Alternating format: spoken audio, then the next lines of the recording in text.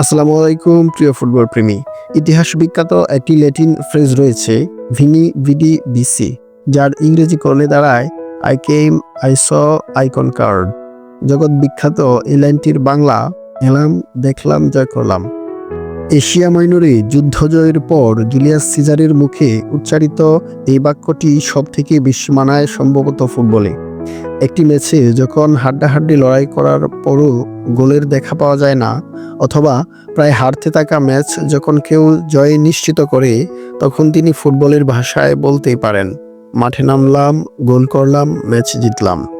ঠিক তার শতভাগ প্রয়োগ হয়েছে Atletico Madrid versus athletic club এর মধ্যকার ম্যাচে। আর সেই ম্যাচের নায়ক আর্জেন্টাইন স্পাইডারম্যান হুলিয়ান আলভারেজ আবারও দিয়েগো সিমিওনেকে মহামূল্যবান ৩ পয়েন্ট এনে দিয়েছেন, যার বদৌলতে ২৬ ম্যাচে ৫৬ পয়েন্ট নিয়ে টেবল এর শীর্ষে অবস্থান করছে অ্যাটলেটিকো মাদ্রিদ। ৪-৪-২ ফরম্যাটে খেলতে নামা অ্যাটলেটির আক্রমণ ভাগে আলেকজান্ডার সরলত এবং আন্তোয়ান গ্রিজম্যানকে রাখা হয়। দলের সেরা পারফর্মার হুলিয়ান আলভারেজকে রাখা হয় বেঞ্চে। ফলে স্বাভাবিকভাবেই সুবিধা করতে পারছিল না অ্যাটলেটিরা। প্রথমার্ধে কিছুটা আক্রমণ করতে দেখা গেলেও গোলের দেখা মিলছিল না। ফলে আলভারেজকে মাঠে নামাতে বাধ্য হন কোচ দিয়েগো সিমিওনে। ৫৯তম মিনিটে সাব হয়ে মাঠে নেমেই একের পর এক আক্রমণে যান। ৭ম মিনিটের মাথায় ৬৬তম মিনিটে বক্সে ঢুকে একেবারে ক্লিয়ার ফিনিশিং দেন। স্বস্তির জয় অ্যাটলেটিকো শিবিরে, এবং শেষ পর্যন্ত ওই এক গোলেই জয় নিয়ে মাঠ ছাড়ে আলভারেজরা।